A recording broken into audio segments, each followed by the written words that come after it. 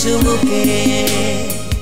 সুপ্রিয় দর্শক, আজকে আমাদের মাঝে উপস্থিত রয়েছেন চাষী নজরুল ইসলামের কন্যা চাষী আন্নি ইসলাম। শুভ সকাল, কেমন আছেন?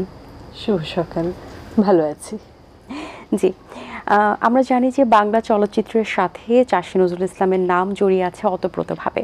সো এই দিনে তাকে নিয়ে কি বলবেন? আসলে বাবা তো বাংলা চলচ্চিত্রের একটা বিশেষ দিকপাল আমি বলবো, এবং বাংলা চলচ্চিত্র ঘিরেই তার জীবন। এই দিনে আসলে তাকে স্মরণ করছি শ্রদ্ধার সাথে এবং অনেক ভালোবাসা নিয়ে। বাবার কোন কথাগুলো বা কোন কাজগুলো আপনাকে বেশ অনুপ্রেরণা যোগায়? বাবার সব কাজই তো খুব নিটল, খুব চমৎকার। সে কাজ যে কটা ছবি বানিয়েছে সে কটা ছবি তার খুব সুন্দর করে সে করার চেষ্টা করেছে। তার মধ্যে তার প্রথম ছবি তো ওরা 11 জন, যেটা দেশ স্বাধীন হওয়ার প্রথম মুক্তিযুদ্ধ ভিত্তিক ছবি। বাবা পরপর 7টা মুক্তিযুদ্ধের ছবি বানিয়েছে। এছাড়া বাবার যে ছবিগুলো আছে, দেবদাস, চন্দ্রনাথ, শুভদা, রবীন্দ্রনাথের শাস্তি, শুভা, এছাড়া আরও অনেক ছবি আছে, হাসুর রাজা, বঙ্কিমচন্দ্র বঙ্কিমচন্দ্রের বিষবৃক্ষ অবলম্বনে বিরহ ব্যথা, বাসনা, বেহুলা লক্ষিন্দর, এরকম অনেক। আমি আসলে এত নাম বলে শেষ করতে পারছি না। প্রতিটা সৃষ্টি তার কাছে আমার কাছে ভালো লাগে, কারণ বাবা বলতো এক একটা ছবি আমার কাছে আমার সন্তানের মতো। তার কোনোটার চেয়ে কোনোটার গুরুত্ব কম না। এবং তিনি তার কাজ দিয়ে এখন আমাদের মাঝে বেঁচে আছেন, এবং তিনি প্রত্যেকটা কাজই এত সুন্দরভাবে সম্পন্ন করেছেন যে এখনও সে কাজের কিন্তু আসলে আমরা প্রশংসা করি এবং এখনও সে কাজগুলো নিয়ে চর্চা হয়। কিন্তু আপনার কাছে আমার একটি প্রশ্ন, যে উনি যে আসলে যে মূল্যবান কাজগুলো করে রেখে গেছেন এবং যে কাজগুলো দিয়ে এখনও আমরা আমাদের বাংলাদেশকে আসলে রিপ্রেজেন্ট করি বারবার, তার জায়গা থেকে তিনি কতটুকু মূল্যায়িত হয়েছেন বা তাকে মূল্যায়ন আমরা কতটুকু দিতে পেরেছি বলে আপনার মনে হয়? বাবার প্রতিটা কাজ, প্রতিটা সৃষ্টি অনেক বছর যাতে ধরে রাখতে পারি এবং সবাই যাতে নতুন প্রজন্ম যাতে জানতে পারে, এই জন্য আমি আর্কাইভে বাবার সমস্ত ফিল্ম অ্যাওয়ার্ডগুলো এবং ওনার পাণ্ডুলিপিগুলো, স্ক্রিপ্টগুলো আমি দিয়ে দিয়েছি, যাতে ওটা আমার কাছে না থেকে, ঘরে না থেকে, ওটা ওদের মিউজিয়ামে থাকলে সকলে দেখতে পারে। আর মূল্যায়ন বলতে আসলে বাবার সৃষ্টি নিয়ে তো অনেক বেশি খুশি ছিল, আনন্দিত ছিল, এবং মূল্যায়নের তো আসলে কোনো শেষ হয় না। তবে যতটুকু হয়েছে আলহামদুলিল্লাহ, আল্লাহ হয়তো এইটুকু ভাগ্যে লিখেছিল, তাই হয়েছে। আর বাদ বাকি মূল্যায়ন সৃষ্টিকর্তার কাছে যে পাবে, এতেই আমি আনন্দিত। উনি তো নিঃসন্দেহে একজন গুণী ব্যক্তিত্ব সম্পন্ন মানুষ ছিলেন। ফ্যামিলিতে একজন বাবা হিসেবে একটু আপনার কাছে জানতে চাই কেমন ছিলেন এবং ফ্যামিলির প্রতি তার কেয়ারিং কেমন ছিল, সব কিছু। ভীষণ, ফ্যামিলির প্রতি তার ভীষণ আন্তরিকতা, বন্ধুত্ব, কোনো কিছুর দিক থেকে উনি যেমন বাইরের জগতে একজন ফিল্ম ডিরেক্টর ফেমাস, এবং বাবা ভীষণ রাগী ছিলেন, খুব স্পষ্টবাদী, খুব খুব স্ট্রেট ফরওয়ার্ড।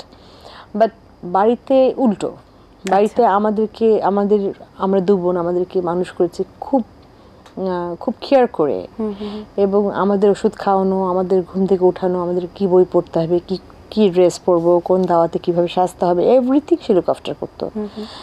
এবং আমার পরে আমার ছেলেদের, আমার 2 ছেলে আমার বাবার হাতেই বড় হয়েছে, তো অক্ষর স্বাক্ষর, ওদেরকে বাবা একদম নিজের হাতে মনে হয় পুতুল যেভাবে গড়ে ঠিক সেভাবে মানুষ করেছে, যার জন্য ওরা একদম ডিফারেন্ট। ওরা খুব স্মার্ট এবং সব জায়গায় ওরা একেবারে নিজেকে খাপ খাইয়ে নিতে পারে খুব সুন্দরভাবে, খুব সহজভাবে, যেটা বাবা পারত। আপনার বাবার পথ ধরে কি পরবর্তীতে কেউ আর চলচ্চিত্রে এসেছেন? না, বাবার পথ ধরে চলচ্চিত্রে তো এখন আসলে কেউ আসেনি, তবে রিসেন্টলি আমি একটা ছবি বানানোর চেষ্টা করছি। আচ্ছা, জানি না কিভাবে এটা স্টার্ট করব, আমি স্ক্রিপ্ট করছি, দেখা যাক, খুব শিগগিরই শুরু করব। আর একটু ডকুমেন্টারিও করছি সাথে সাথে, দেখা যাক দর্শক কিভাবে নেয়। ডেফিনেটলি আমরাও চাই আপনার অভিষেক হোক, এবং আপনার প্রত্যাশা কি আসলে ইন্ডাস্ট্রি নিয়ে এখন এই মুহূর্তে, আর নিজের কাজের যে জায়গাটা সেটা কিভাবে একটু ডিফারেন্ট ট্র্যাকে রাখতে চান যাতে অন্য থেকে একটু আলাদা, বা আসলে দর্শকরা দেখা গেছে যে অনেক সময় দেখতে দেখতে একঘেয়েমি চলে এসেছে, সেখান থেকে কি কি চিন্তা ভাবনা থাকছে আপনার কাছে? আসলে কি, একটা মানুষ যখন কোনো কিছু তৈরি করে প্রত্যেকের একটা আলাদা আলাদা কনসেপ্ট থাকে যে আমি কি নিয়ে কাজ করছি, আলাদা আলাদা চিন্তাধারা থাকে।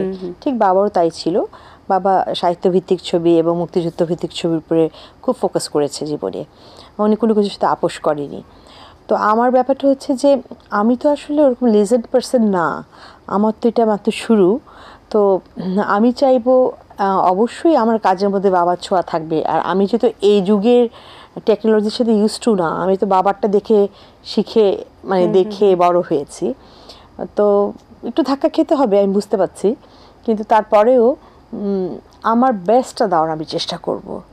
বাকি গ্রহণযোগ্যতা পুরোপুরি মানুষের এবং দর্শকের কাছে।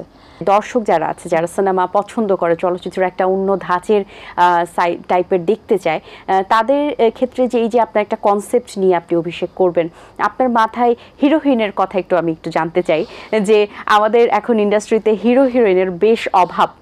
ঘুরে ফিরে আমরা কিছু ফেস খুব নোন ও সেগুলোই দেখছি। এই জায়গা থেকে আপনার কোনো খোঁজ আছে কিনা, বা আপনি আপনার ক্যারেক্টারটাকে ওইভাবে সাজিয়েছেন কিনা, যদি না সাজিয়েও থাকেন সেই জায়গা থেকে সাজাবেন কিনা, বা কাকে চাইবেন আপনি, বা কি ধরনের আসলে আপনি সেখানে চরিত্র দিতে চাইবেন বা অভিনয় শিল্পী চাইবেন, সে ব্যাপারে একটু জানতে চাই। যদিও সেটা একটু সিক্রেট থাকাই ভালো, তবু একটু আপনার মতামতটা। মানে আমি যেটা ফিল করছি সেটা হচ্ছে যে যখন একটা গল্প আমি স্টার্ট করছিলাম, প্রথম দিকে একটা অন্য স্ক্রিপ্ট নিয়ে বসেছিলাম আসলে। জি, সত্যি কথা বলতে কি, ওই হিরো খুঁজে পাওয়া খুব কঠিন। আমি ভাবলাম যে ওই আর্টিস্টই নেই। মানে এখন যারা কাজ করছে তারা তো আসলে নাটক থেকে ফিল্মে আসছে, মানে ফিল্মি যারা মডেলিং থেকে অভিনয় আসছে, ফিল্মি যারা হিরো ছিল তারা তো হারিয়ে গেছে, কেউ নেই। একজন আছে সাকিব খান, সে তো ধরা ছোঁয়ার বাইরে, তাই না?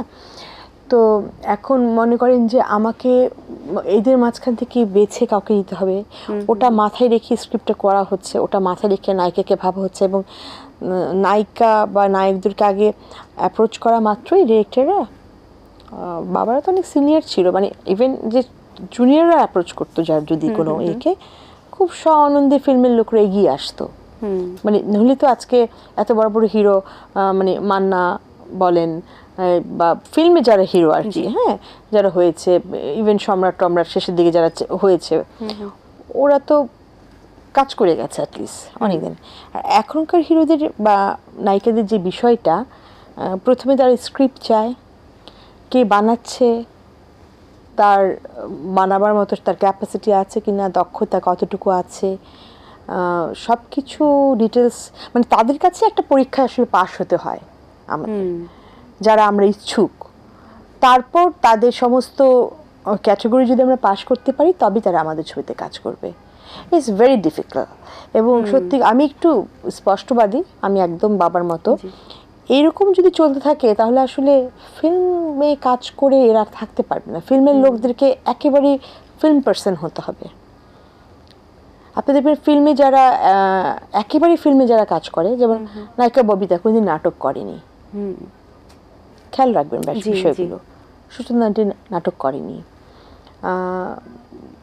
যারা ফিল্মে কাজ করে তারা ফিল্মেই কাজ করে, আর যারা নাটকে কাজ করে তারা নাটকেই কাজ করে। এখন আর ফিল্ম আর নাটক বলে এখন কোনো পার্থক্য নেই, দুটো মিলেমিশে একটা হয়ে গেছে সম্পর্ক। আর্টিস্টও নেই, যার জন্য আর্টিস্ট ওখান থেকে নিতে হচ্ছে, যাদের কি নেয়, আমি না, অন্য কেউ যদি কাজ করে তাদেরও একই অবস্থা। তো যার জন্য দিনে দিনে নানান রকম সমস্যায় পড়ছে সবাই। কেউ বলছে কেউ বলছে না, কারণ মানে আমারও তো বলতে আসলে ইতস্তত বোধ হচ্ছে, কারণ হচ্ছে যে পাচ্ছে না আমি কি বিপদে পড়ে যাই, তাই না?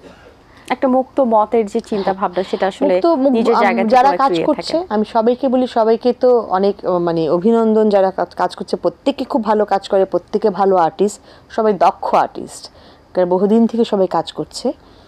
সবাইকে একটু যার যার যে জায়গায় কাজ করছে, মানে এখন তো আসলে চলচ্চিত্র এফডিসি তালা, এফডিসির কোনো নায়িকা বলতে আমি তো খুঁজে পাই না, আমি দেখছি না এই যুগের।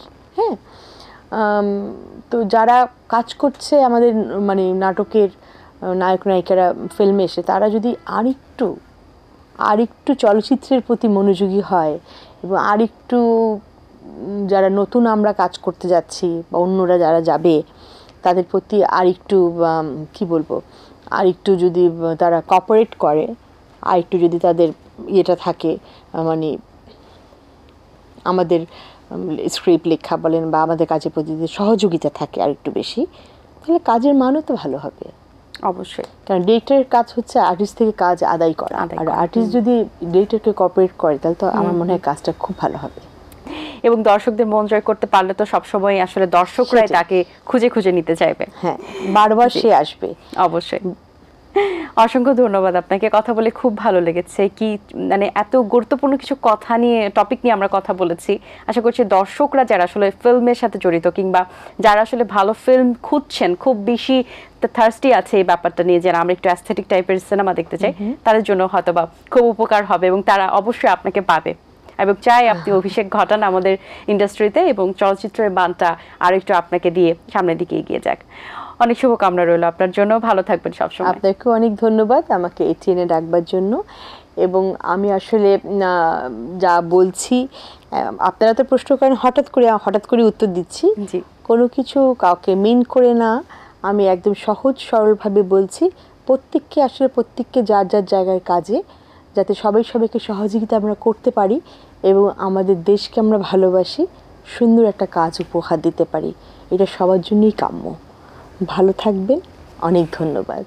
দর্শক, আশা করছি আজকের আয়োজন আপনাদের ভালো লেগেছে। আজ এই পর্যন্তই, আপনাদের সঙ্গে দেখা হবে আগামী পর্বে নতুন কারোর সঙ্গে। আমার আজকের এই সুন্দর ড্রেসটি স্পন্সর করেছে আনসারা। সবাই ভালো থাকবেন, আল্লাহ হাফেজ। দিন আসে দিন যায়, সময়টা চলে যায়, তবু আছি এই বেশ ভালো। জীবনটা রঙময়, যেভাবেই হওয়া চাই, নয় কবু সাদা কালো। এই আশাতে স্বপ্ন ভাসে, সুখ হাসে চোখে মুখে, চায়ের চুমুকে।